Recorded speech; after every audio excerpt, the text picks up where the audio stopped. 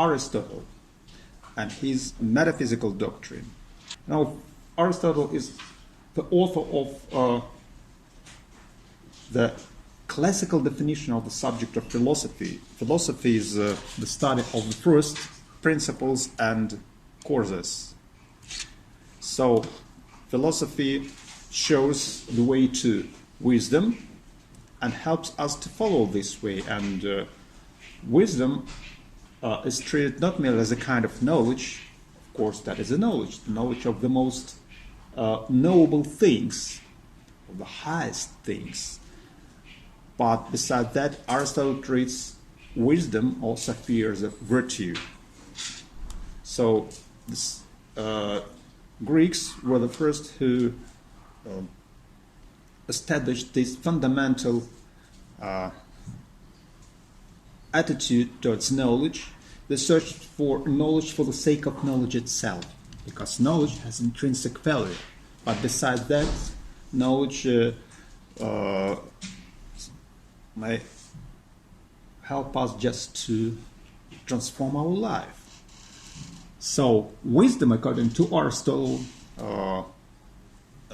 consists in understanding the most general truths of all, the fundamental principles and causes that govern everything. The possession of this fundamental knowledge can help us just to transform and to enhance our souls, to transform our mind, to make us focused on the most essential things in the universe. Understanding of being, insofar as being, is of really great importance to every man, and according to Aristotle, every man desires to know. That's the intrinsic desire of humans. Aristotle was the first to classify sciences. Aristotle divides all knowledge into theoretical, practical, and productive. So, theoretical science, they seek knowledge for the sake of knowledge, and theoretical knowledge is an understanding of the truth merely for its own sake. And among the theoretical sciences are first philosophy and metaphysics, and today we're going to study some fundamental principles and tenets of his metaphysical doctrine. Mathematics, which studies the formal structures of things, and physics, or natural philosophy, which studies things in nature and their motion and natural causes. So then there is a subdivision of physics that comprises topics in natural philosophy, biology, and astronomy. So that is called theoria, just intellectual vision.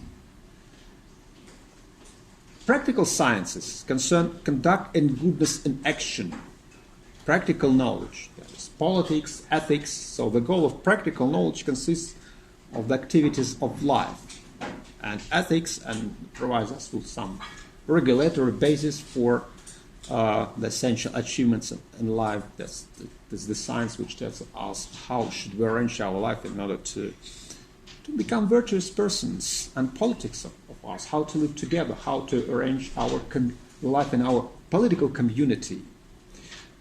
So practical sciences all concern themselves with conduct. And productive sciences, praxis, they aim at beautiful and useful objects. And the goal of productive sciences is also some product, artifact, which is distinct from the exercise of the science itself, from the activity.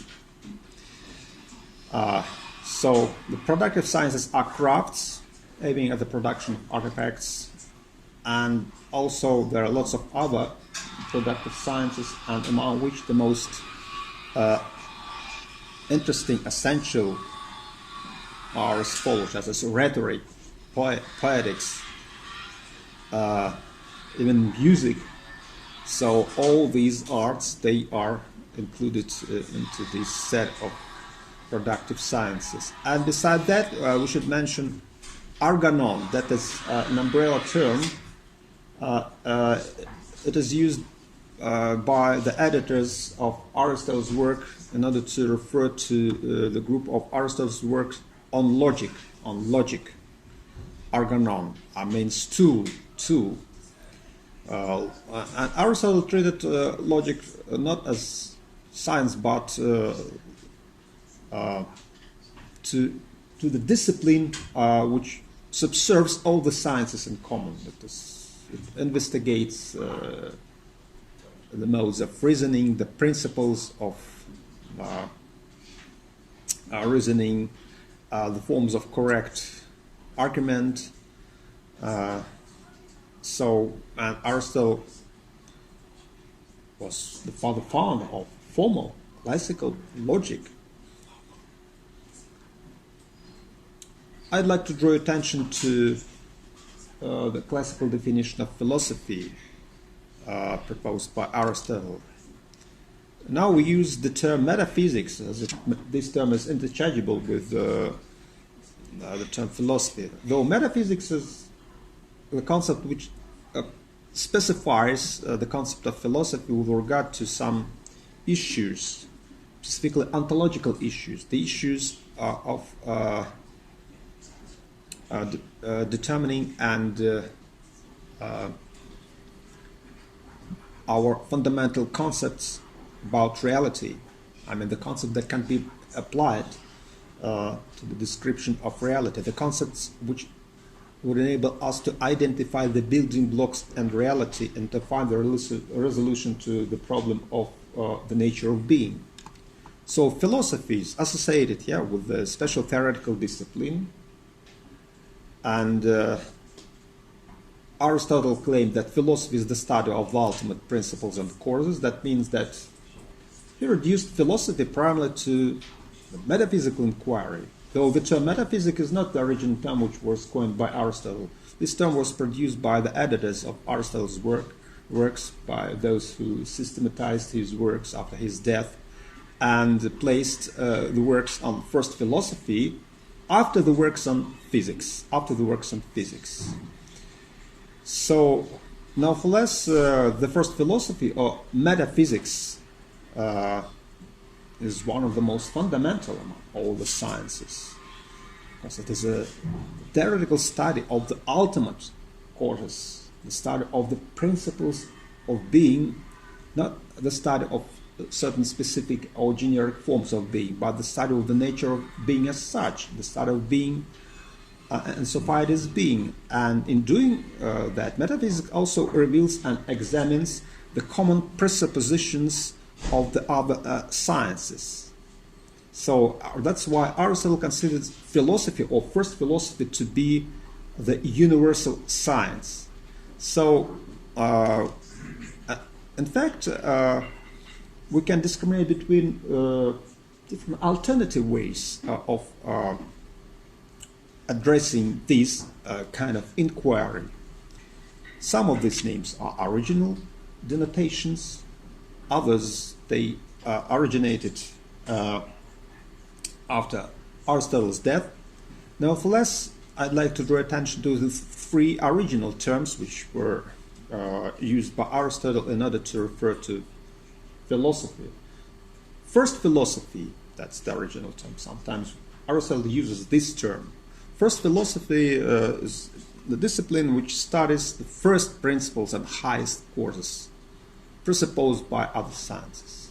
The first principles, the fundamental underlying realities. The second denotation of philosophy, just the science of being. Every science, for instance physics or biology, studies some sort of being. And sciences, they study species and genera of being, of those things which are real. But science of being philosophy is a theoretical study of the being as such. It becomes abstracted from these specific and generic distinctions between different modes of being. It first of all reveals our fundamental assumptions about what it is like to be real. What does it mean to be real? what constitutes the reality of particular things and of the universe in general. The third term which is used by Aristotle is the term theology. Theology. The intention of philosophy is just to reveal the primary sort of being, the sort on which all other beings depend. And Aristotle, as I'll show you, intends to demonstrate the proposition that the quintessence of being, the ultimate and purest form of being, is insensated in the being of divine substance, God or mover. It is the immaterial form, the mover of the world, the divine mind or nous, and that is a kind of singularity which exists on its own. It is the manifestation of the purest nature of being, because this form of being will never extinct. It meets all the standards, such as the standards of being absolutely actual, self-sustaining, well-determined, existing on its own in virtue of itself, and determining the existence and the dynamics of the other things in the universe. And metaphysics, that is a later term, the term which was proposed later by the editors of the Aristotle's work, as I've already told you, ta metaphysical things after the nature of things. Now we can interpret these suffixes, that meta, after, beyond. The Latin equivalent to these suffixes, just transcendent, the study of something which transcends the realm of phenomena, or transcends this physical world. Actually, Plato was a metaphysician, because he studied ideal forms, and these forms they constituted the reality which is transcendent to this material objective world, which exists over and above this material world. Aristotle disagreed with Plato. He claimed that forms, insofar they comprise some essential content, they cannot exist apart from those things of which they are forms. And we should first of all be focused on the study of how eidos, or form, operates as the intrinsic principle of being of this or that particular material thing. That's the insight of Aristotle. So metaphysics, as theology, it studies entities outside the natural order, and that's correct.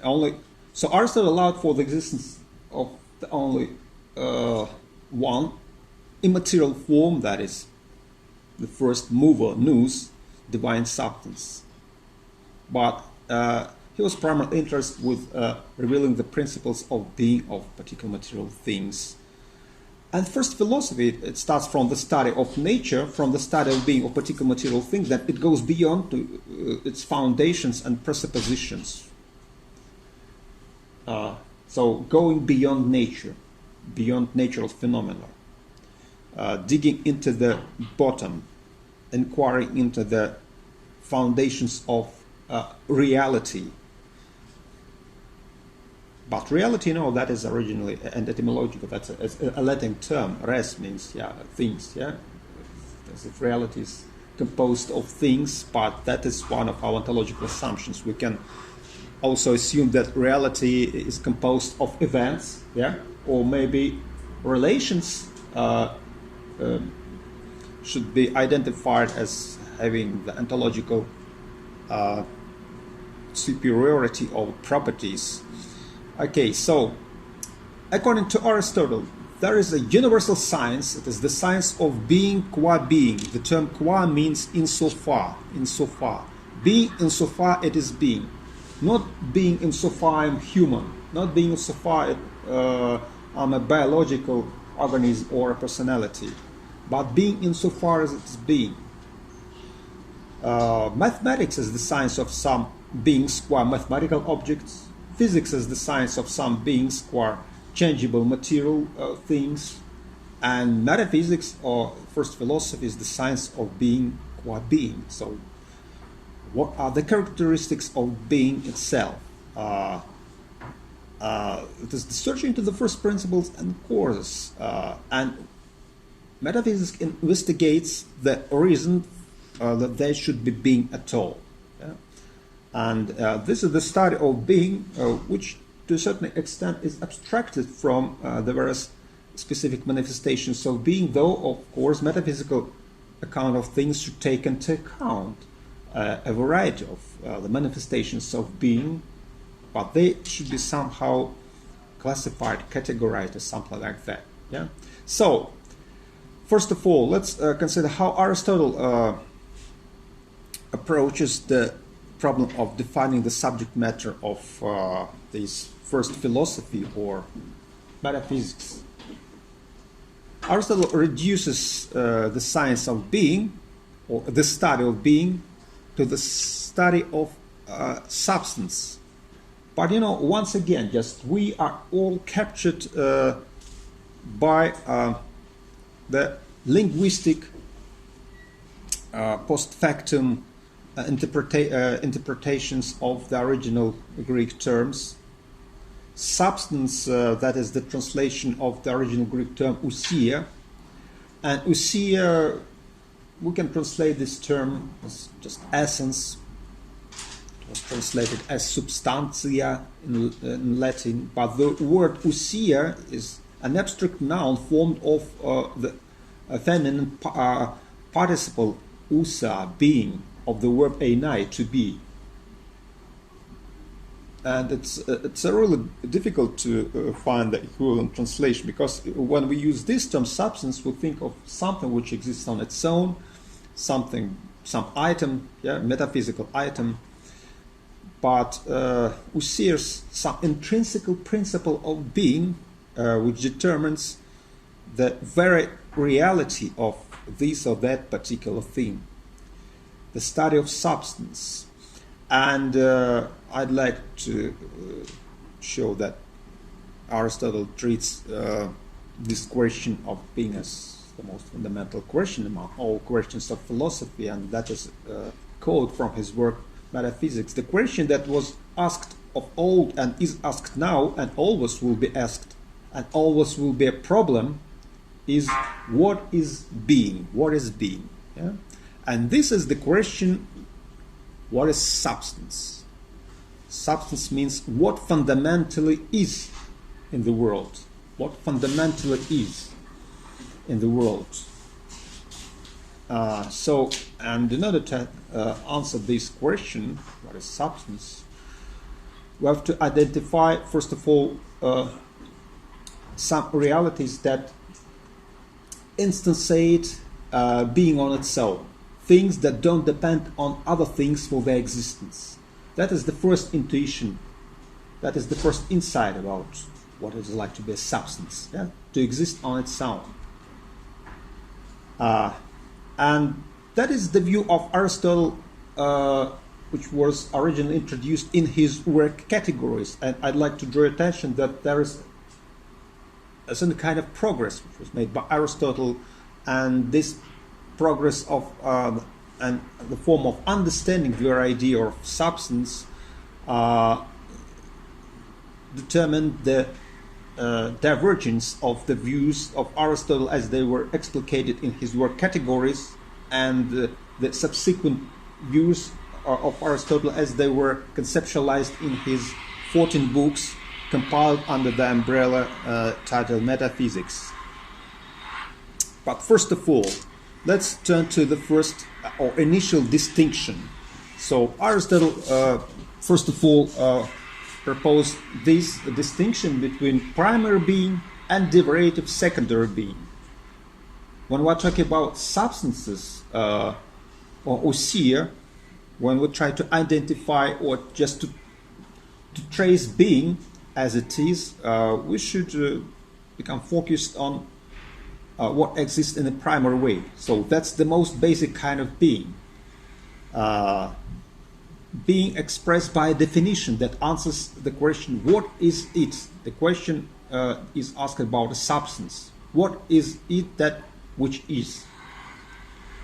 So some things, they exist on their own, and they have their own essence, which is irreducible to the essence of any other thing. And beside that, there are other kinds of beings, such as secondary beings, derivative beings. All other things are beings derivatively. That means that other things, they are real by virtue of standing in some appropriate relation of ontological dependence to a primary being or a primary substance. Let me show you an example. For instance, if we follow the strategy of just conceptualizing the idea of primary being as it was introduced in these work categories, we can think of a particular object, for instance, this table, as a substance, as an instance of primary being, because it exists on its own. And some properties of these objects, such as being colored, red, these properties, they do not exist apart from this object. This is a kind of derivative existence. This is a kind of existence which doesn't exist on its own. So these properties, such as being colored in that way, they are real, but they are real insofar they are related to the primary being, to the table as the substance, because they are the specific properties of this particular object. Only in thought we can abstract, for instance, red color, as a property from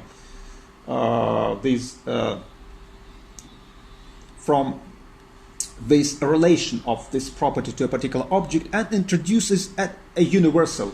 That is what Plato did. He identified properties that are shared by many objects, such as redness. That is a property which is shared by red objects. Then Plato abstracted it. He formed a conceptual universal, and then he postulated that there must be something in reality which corresponds to this universal, some idea of redness which exists apart from particular material object. So Aristotle rejected this strategy. Though, of course, the dispute between Plato and Aristotle was just the starting point of the subsequent disputes about the status of the so-called universals. We, for instance, can pose the following question. If we're talking about human nature, is it something real or not? Is it something which is shared by all humans? We are all humans, therefore we share the same nature, maybe the same properties that can be generalized and introduced under this general name of human nature. But nevertheless, is it real? That's an interesting question. Nevertheless, I'd like to cite once again Aristotle, and there is a quotation from his work on metaphysics. So now we are going back to this initial distinction between primary being and derivative secondary being. And Aristotle claims that some things are called beings because they are substances, others because they are affections of substances. What is an affection of substances? For instance, my mental state, such as being in a really good mood, that is the product of my being affected by something which is external to my mind. So, but nevertheless, these are my affections, my states of mind. I'm a substance, and I should discriminate between myself and my affections. Others things they are path to substance, or other things are distractions or privations or doings of substances, and so on. So substance means what fundamentally is in the world, meaning thereby not only that ultimately exists, but also what ultimately is such or such as the subject of predication. That means that Aristotle, in his work Categories, approaches the problem of defining substance in logical terms. The subject of substance is something which coincides with the subject of predication. What is the subject of predication? Take, for instance, Socrates. Socrates as an individual. Socrates in his reality as an individual is a particular instance of a primary substance. Socrates is a primary substance or primary being. And we identify Socrates as the subject of predication. Predication is something which can be truly said of the subject. For instance, we can truly say of Socrates that Socrates is a living being, that Socrates is snub-nosed, that Socrates is educated, that Socrates is a philosopher, and Socrates is a teacher of Plato. These are all predicates.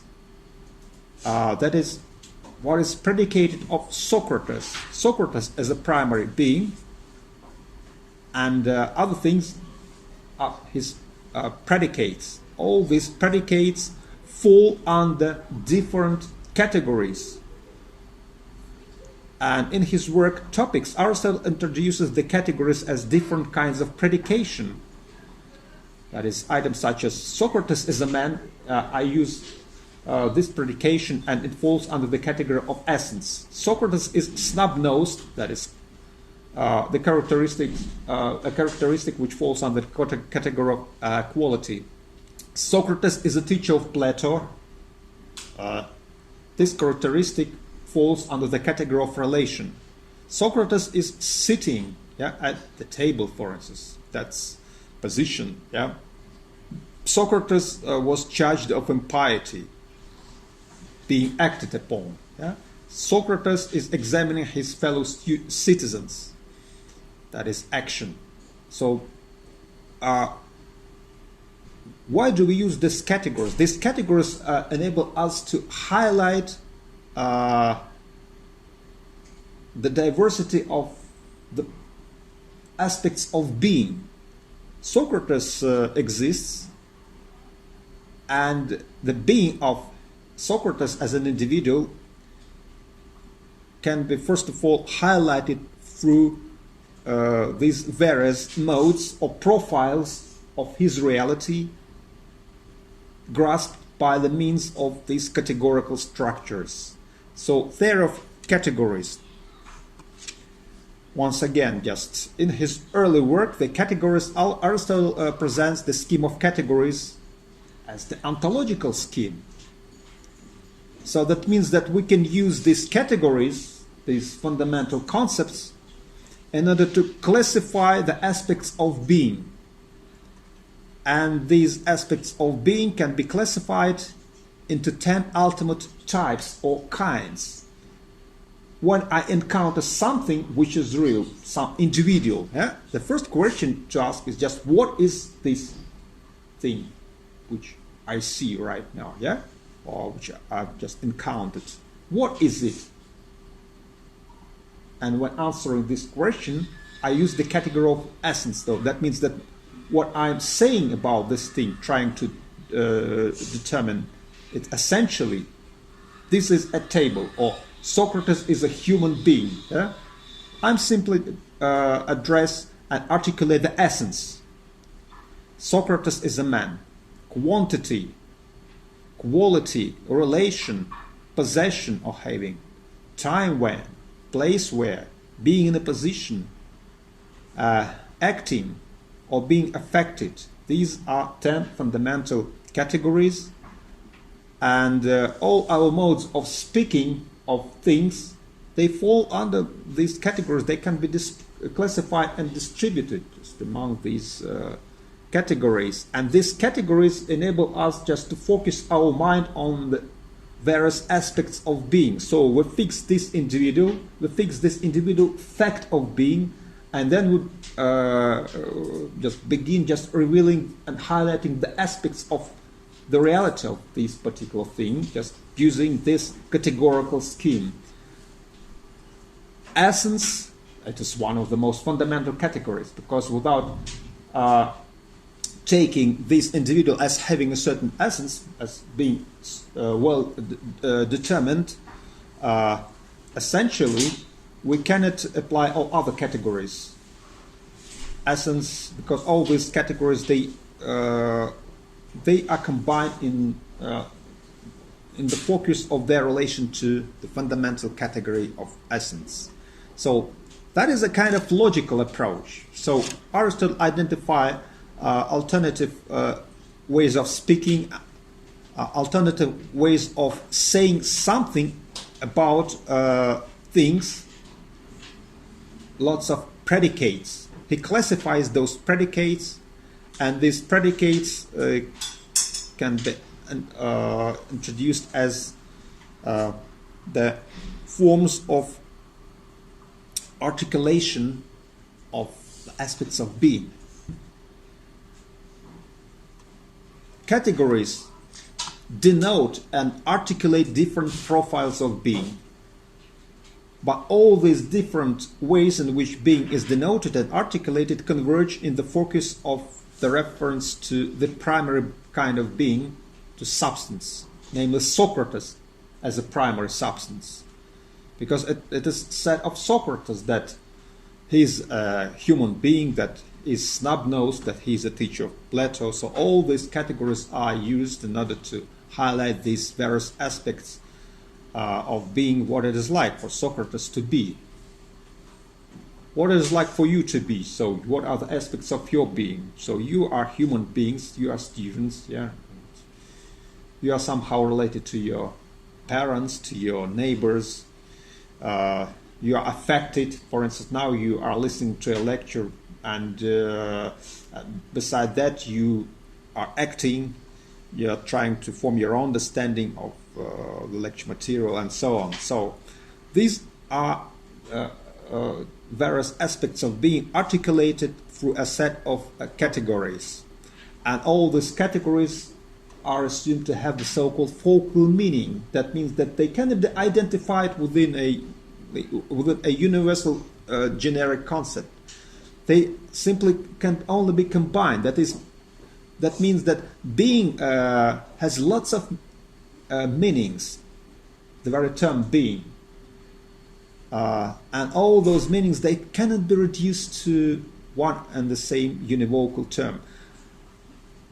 Focal meaning makes possible the science of being qua being. Focal meaning makes substance the primary kind of being, the central object of investigation.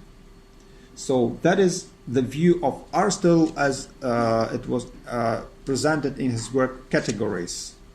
So Aristotle distinguishes primary substances from other things that are, but Aristotle doesn't explain what it is to be a substance.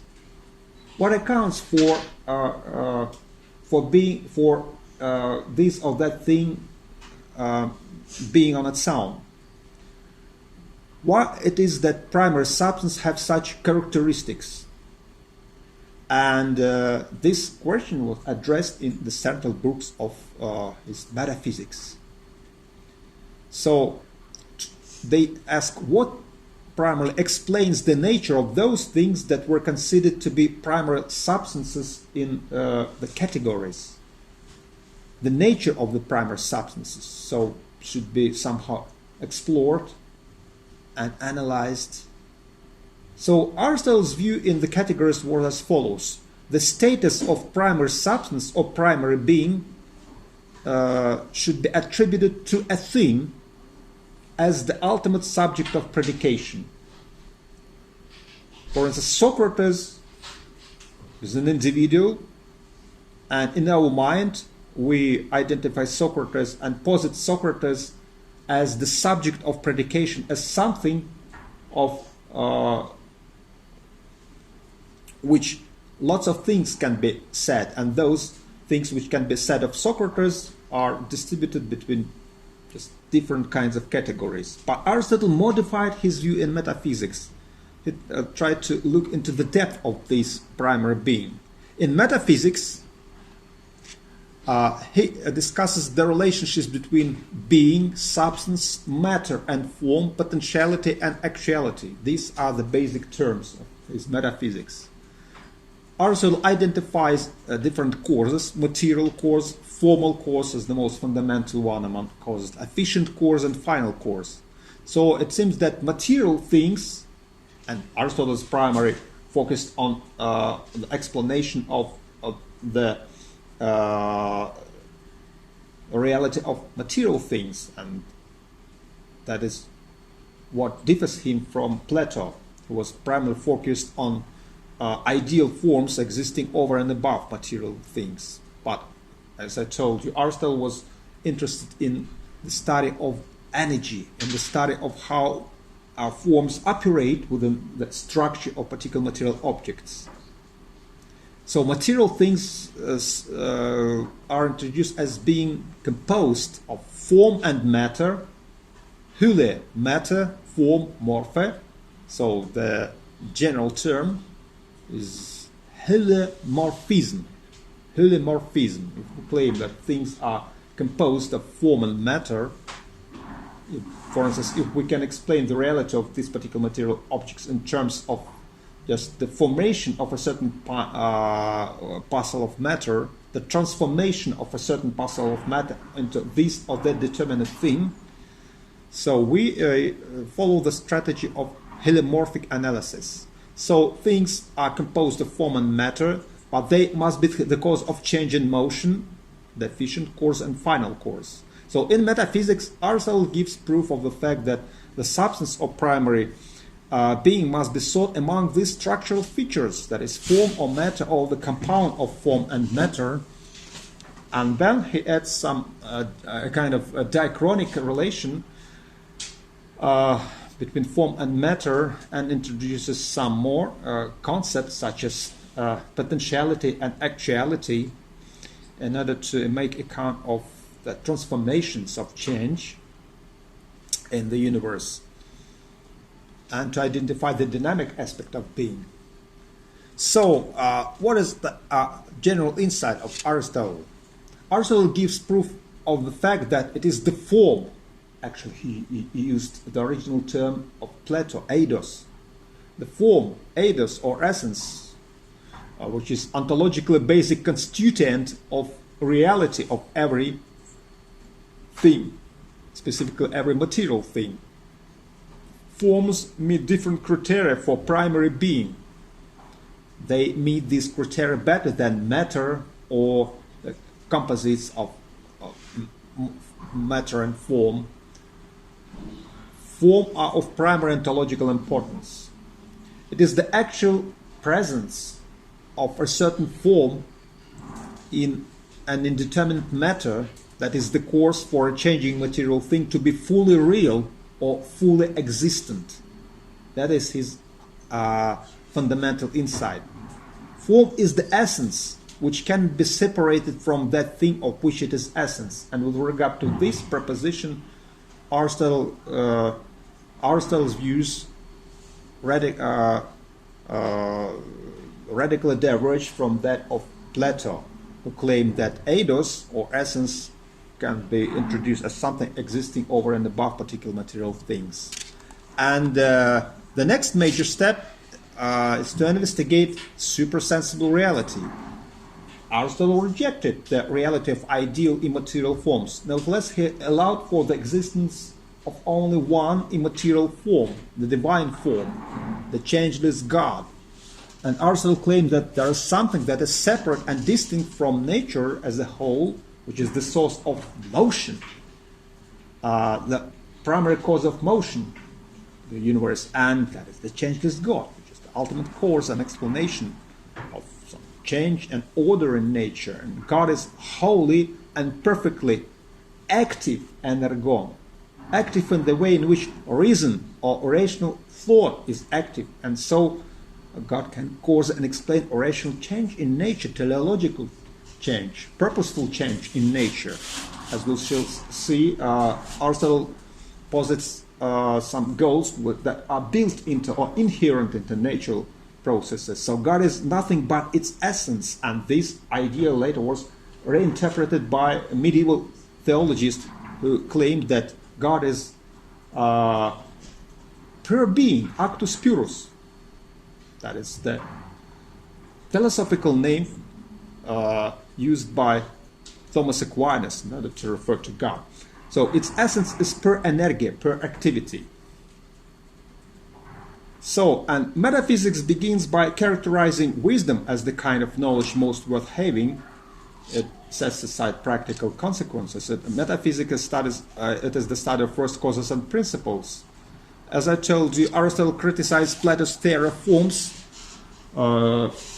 Plato separated essence of things and from the things of this world.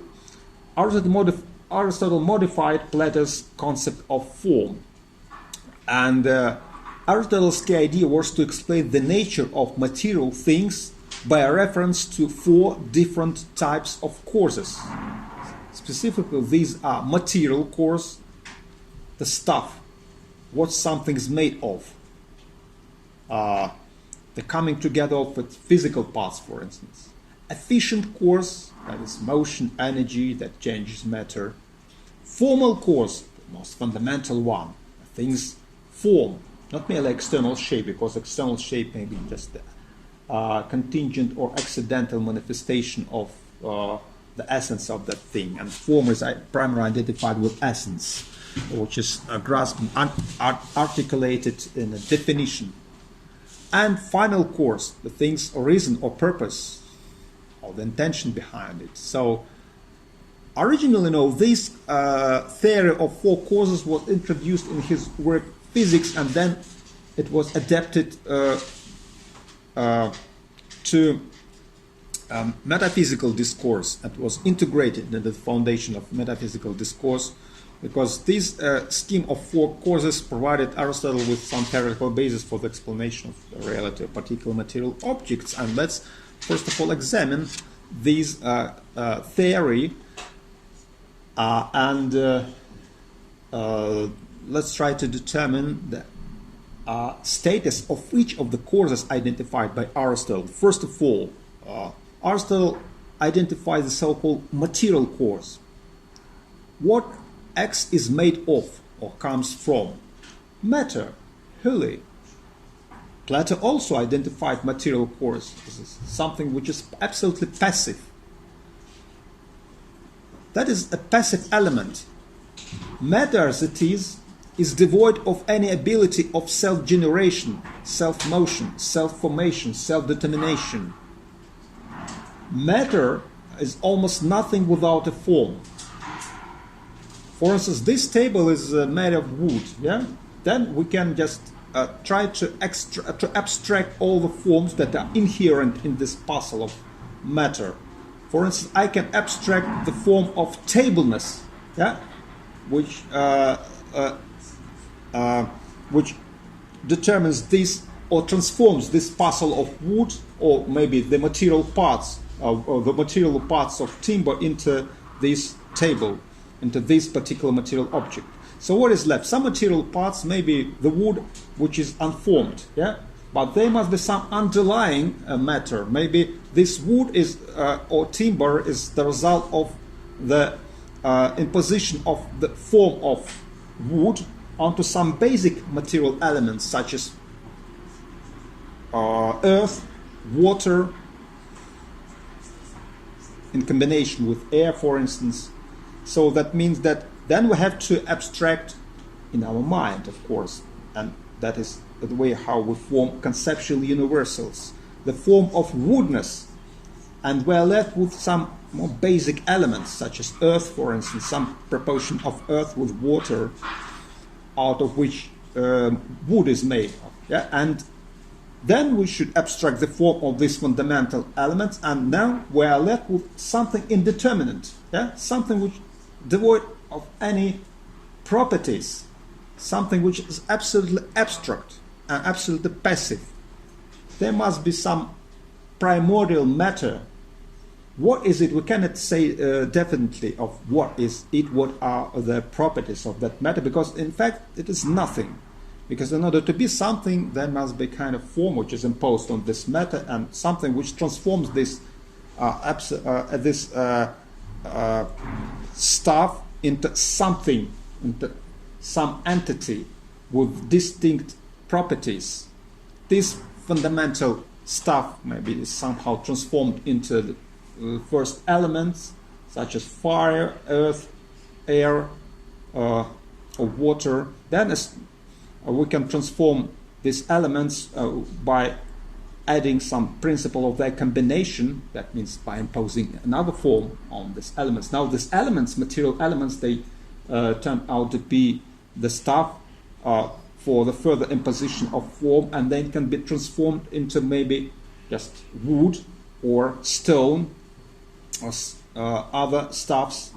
Then this parcel of wood can be transformed into table or a chair, or maybe even a house can be built out of this stuff. That is the process of imposing form onto the material stuff. Anyway, matter is always to be understood in relation to a form, the form which makes the material thing into the determinate and well-defined thing that it is.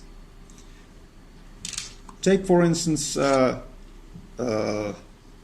house, yeah? The bricks and timber of a particular house are the matter of the house.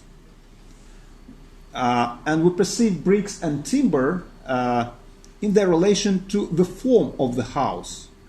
Without the form of the house, they simply just elements, abstract parts. Yeah? So form is the structural principle. And when combining the structural principle with the bricks, we construct house. So that means that we impose this form, and we make arrangement out of these fundamental material, not fundamental, but actually they are not fundamental, they are contingent and purposefully selected material elements that can be used in order to construct a house. But they should be somehow put together, arranged according to a certain pre-established plan. And this pre-established plan is the ideal representation of the form of the house. So by themselves, the bricks and timber are not the matter of the house, because we know these material that can be used in other way. We can build and construct lots of other things out of the same material stuff. They can be transformed into a different kind of material thing, but only if we just relate them through the labor process, the process of construction, to the form of a house. If we arrange them in a certain way, following the plan, which is the ideal representation of the form of a house, they turn out to be the material elements of this entity. But actually, when we address this entity, we don't use such terms as bricks and timber. We call this entity house. When we address a statue, yeah, made of marble, we don't call it marble. We call it marble statue, or statue made of marble. That means that anyway, matter is always to be understood in relation to form. Now let's turn to formal course. Form. Aristotle sometimes makes rather popular and inappropriate explanations of his philosophical intuitions. For instance, in his Metaphysics, he uses the analogy with the statue of Hermes, and he claims that the form of Hermes, it is its shape, the Hermes shape of a bronze. Bronze is the material cause, and Hermes shape is the formal cause of a bronze statue of Hermes. But I'd like to draw your attention to the fact that the shape of an object, the external arrangement of the material parts, may be accidental, such as the height or the weight of a person or the size of his or her head. It may be in no relation to the nature or to the essence of an object.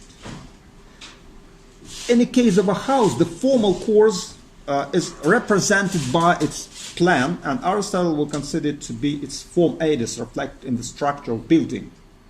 And its material cause is represented by the bricks and timber out of which it is built. Yeah?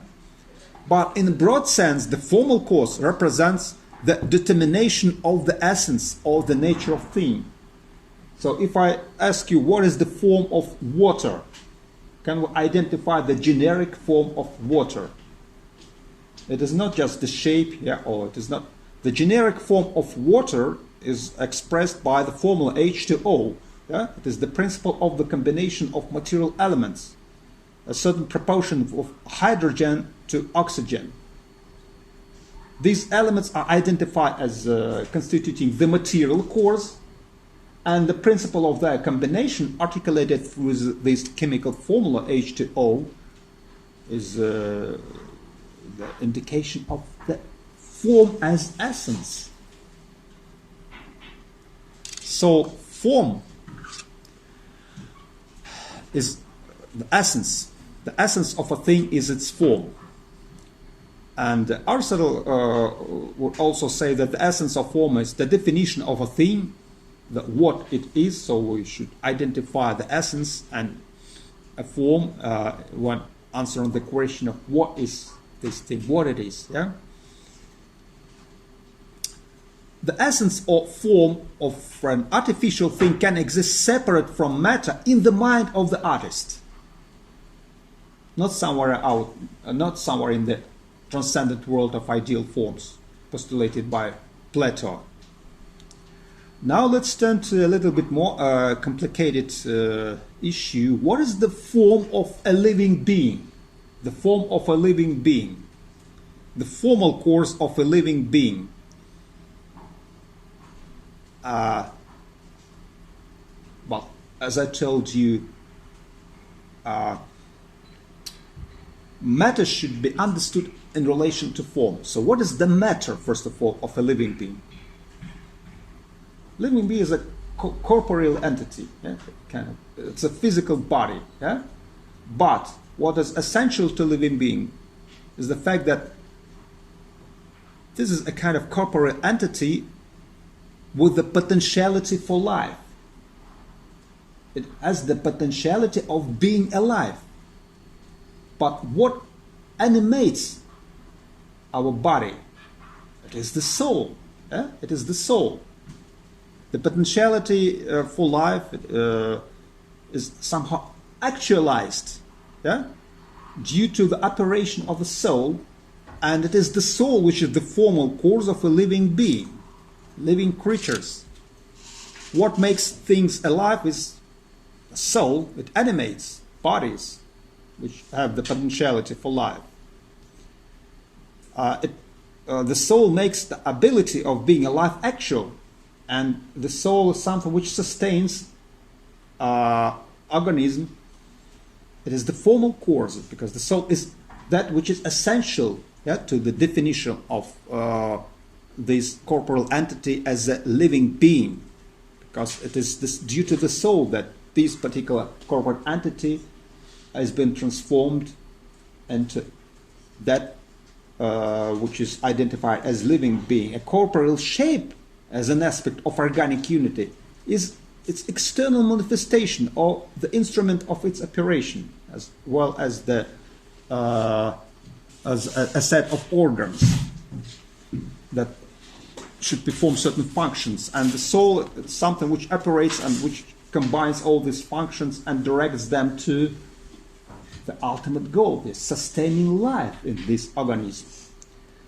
So, in case of organic unity, that's another interesting aspect. The formal course, if we take it in its operation, turns out to be the efficient course, because it is the form of an organism, precisely the soul, that is the most active element. We are alive due to the operation of the soul in our body.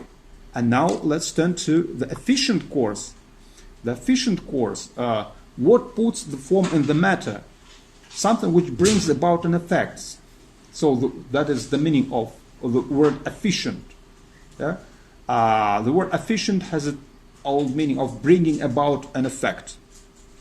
And some objects are produced artificially, some by natural forces, and Aristotle identifies a set of cases, such as the case in which the artist calls the being of a house, or a living thing is brought into being by its parent through the process of generation, of begetting. As the carpenter causes the house to grow according to a form in his or her mind, so does the natural thing grow according to its own form, imparted to it by its parent. A parent animal imparts to its offspring a soul corresponding to its nature or species, human nature, horse nature, dog nature, and so on. So the form, soul, or nature makes the animal what it is and makes it grow into that kind of thing, specifically human or horse or dog. That which gives form to something is its cause of being or course of movement. And that is what is called efficient course. In general, efficient causation is the concept which is used in order to account for bringing about some event.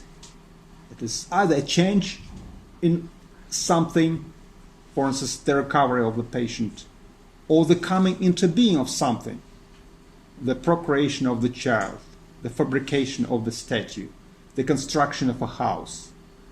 Anyway, we should also take into account some activity, the very activity of the imposition of a form and the activity of the form itself, how this form operates, how this form is imposed onto the matter, what is the activity of the which provides for the arrangement of different parts into this unity,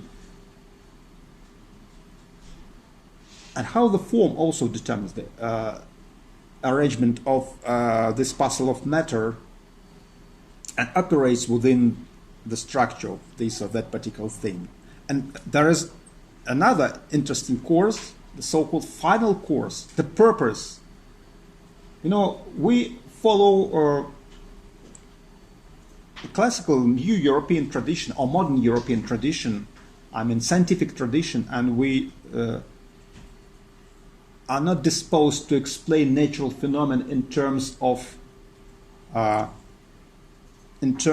some purposes, in terms of final courses, because we are primarily oriented at explaining natural phenomena in terms of efficient courses,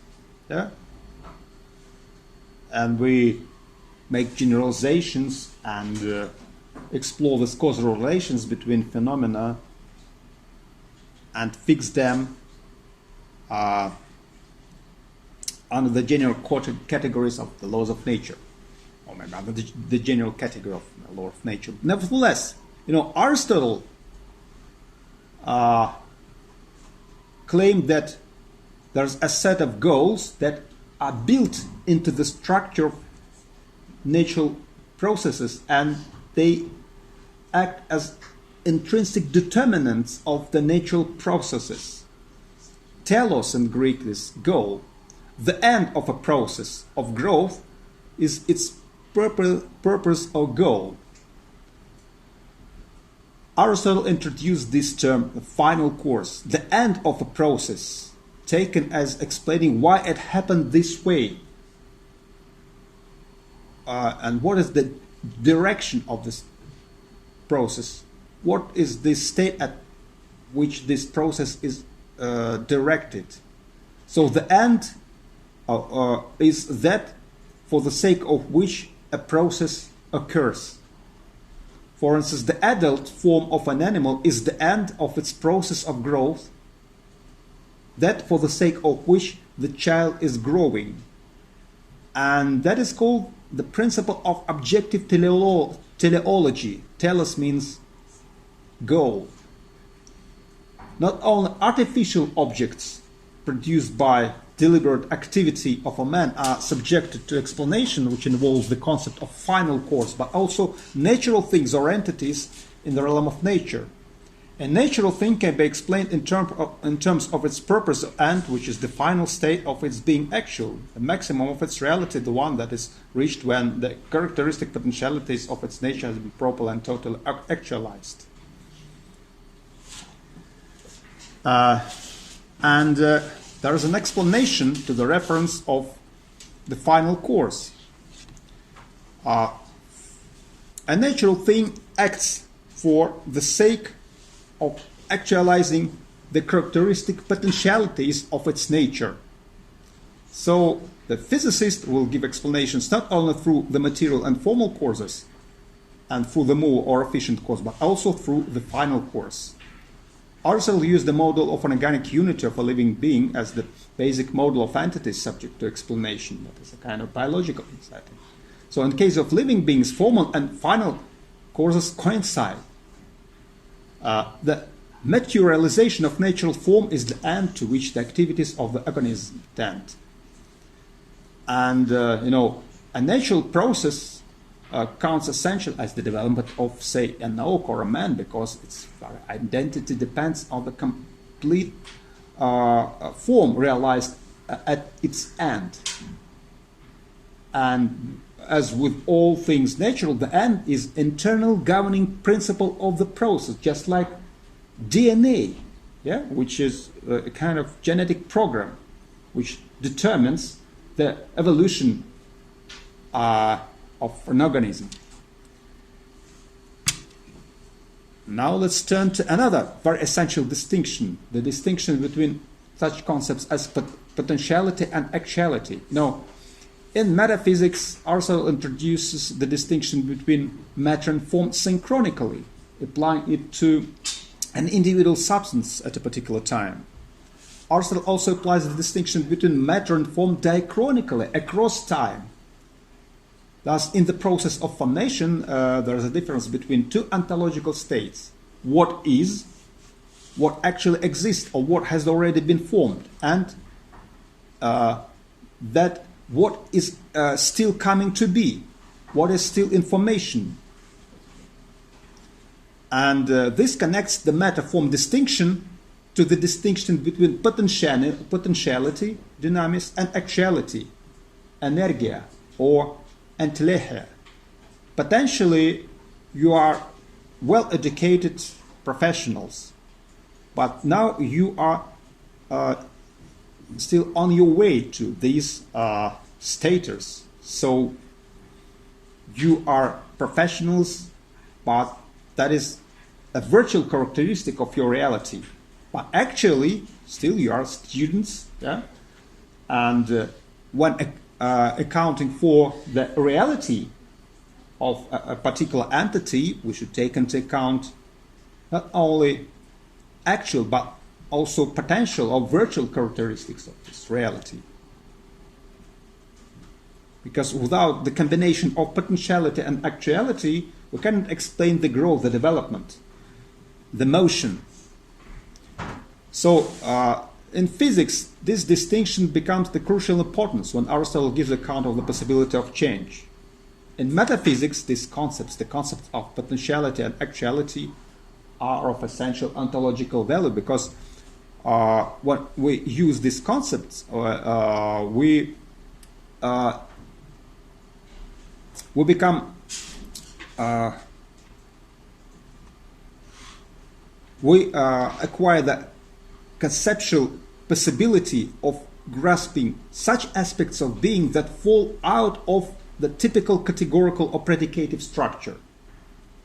That means that, first of all, of course, we have to identify the fact of existence, a certain individual being, for instance, some sort of primary being, according to the concept of categories. Then we have to apply a set of categories. What is it? Just fix the essence of that being, and highlight the profiles of reality of this particular object. And only after that, we impose this further distinction between actuality and potentiality, because this distinction enables us to discover another dimension of reality of this entity. The actualization of a certain potentiality, which is called energia, is the intrinsic principle which is in the nature of being qua being. Being is something which is well determined and absolutely actual.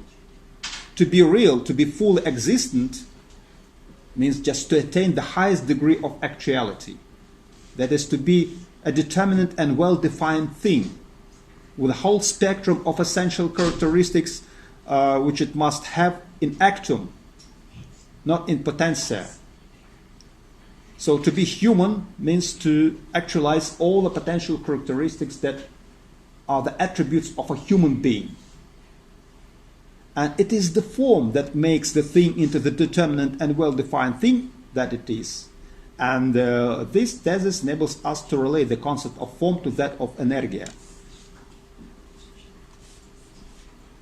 The form of a changing material thing is itself changeless. The generation of a particular material thing must be understood as the generation of something.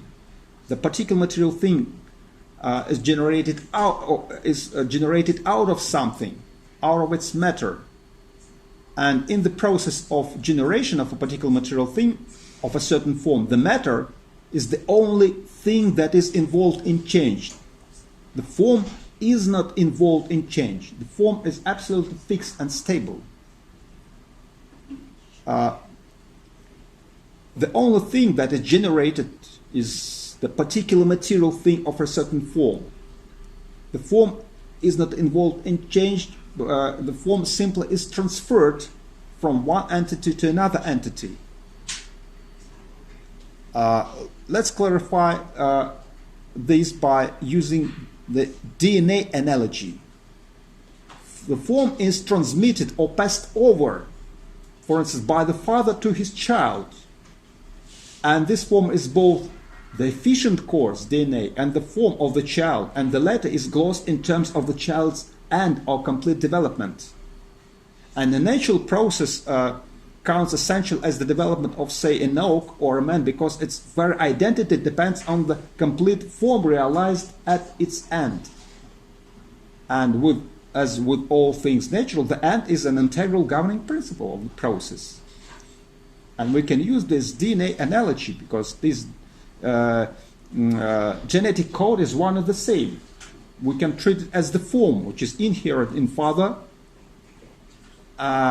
It never changes. What changes is the matter, which is arranged and transformed according to this pre-established program, which is fixed in DNA. That is why the form is something which is absolutely changeless. It is the matter which is involved in change. And now, finally, let's turn to the further phase of metaphysical inquiry. Aristotle has argued that in the sensible world there are substances, and what makes them such is their form. The forms are internal principles or natures, and as such they cannot exist without matter. Your form of being human, it is somehow specified. It becomes your unique form with which you actualize all your potentialities. You appropriate this form, you transform this form into your own unique form of individual existence, and you act within the boundaries of this form, within the boundaries of your nature.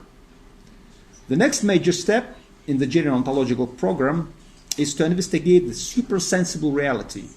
And the last 3 books of the Metaphysics are concerned with the various non-sensible items that have been thought to be substances. So, in last 3 books of the Metaphysics, Aristotle argues that although mathematical objects exist, they are not substances, and Platonic forms do not even exist. Nonetheless, there are supersensible beings of a different kind. The supreme supersensible being is the unmoved mover or God. The unmoved mover is an entity of the highest ontological value. Aristotle gives an account of this unmoved mover. The unmoved mover is itself unchangeable, but it is an internal source of motion, the internal source of energy. It is the source of motion of the outmost celestial sphere, and being the final cause of that motion, it moves as an object of love. That's an interesting teleological explanation of the motion of the universe. God is incapable of being other than it is, and as such, there's no matter, but rather God is being the substance of which is the substance of God is actuality or per energia. The actuality is activity of the best sort, intelligent activity, the activity of thinking. So the unmoved mover of God is a living being, which is eternally engaged in the kind of thinking, in the kind of intelligent activity. And God's intelligence is not a thinking of us or of the universe, but rather it is a thinking of thinking or intelligence itself.